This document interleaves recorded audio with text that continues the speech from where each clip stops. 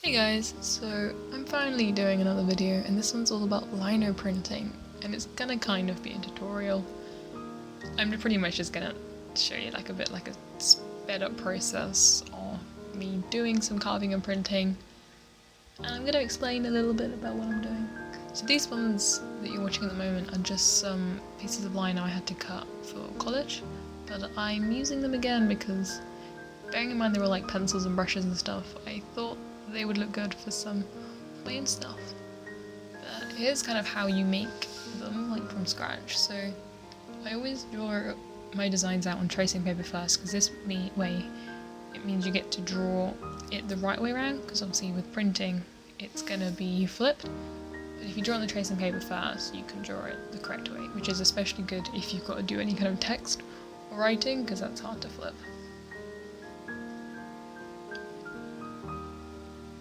I just wanted to do a couple of extra leaves because I didn't just want the piece of paper to have pencils on it. I thought I like plants too, so I have these on. By the way, the thing I'm going to be printing on is the large roll of paper that you saw that was on my desk at the beginning. I'm going to be printing on that. So here we go, you flip the tracing paper over and then retrace your lines, which transfers the graphite straight onto the lino, meaning that it's technically flipped round for you, so it will print the right way. I hope this all makes sense. It made sense when I did it. Yeah, it's usually quite difficult to draw straight onto lino, like a lot of the times, depending on the stuff you get obviously, but some of the stuff doesn't like markers and it doesn't like pencil. So doing this way, by like almost rubbing the graphite onto it, seems to work. So here's just me just showing you the cutters I use. And my best tip for actually cutting it is to take your time. I am super impatient sometimes and I usually rush it, and that's when I end up cutting holes straight through, which has happened twice while I'm doing this one. And also sometimes I just like cut stuff off because I'm not like paying attention, so it's good to kind of do it slowly. And I always like go around the outline of my shape first, so I know what I'm doing, and then I can just do the rest. Yeah, sorry I haven't actually posted any videos any like the last few weeks.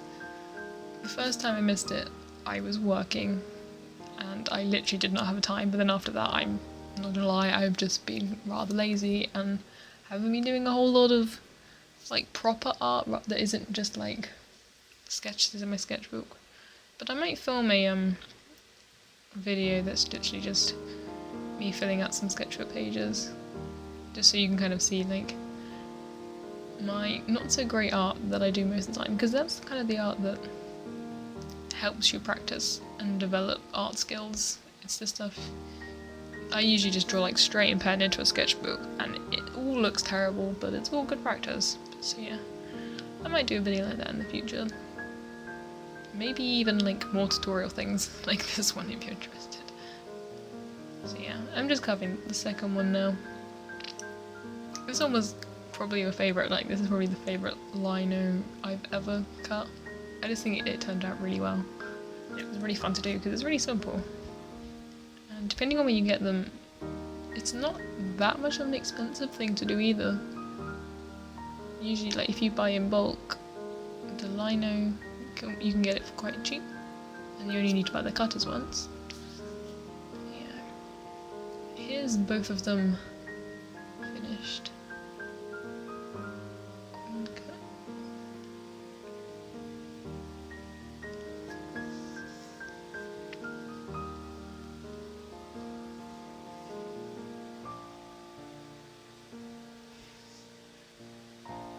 So here's all of the lino ones I'm going to be using for today's print, and these are the stamps that I'm using too. They're just normal ink stamps. Usually when you're doing lino, you'll use like ink, as in like, you know, the kind of ink you'd like roll onto it, but I don't have that, so I worked out that these little ink stamps worked. So these are the colours I'm using. I did actually swap that light green because I tried it and it like didn't come out at all. It was like a really yellowy green. So I did swap it for a slightly different shade, which worked a lot better. But yeah, all the leaves I did in like green, and then the pencils and brushes and stuff all went in silver? Oh no, not silver, pink, and some of them were in silver.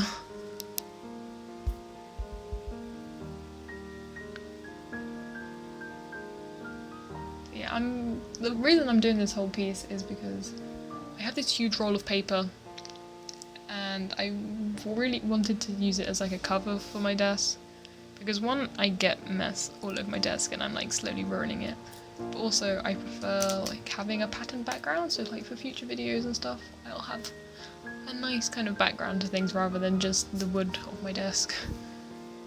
Or as I've been using previously, just a load of sheets of A3 paper all like covered over my desk so that it looks like I have a white background. Here we go. Here's what it looks like, totally finished.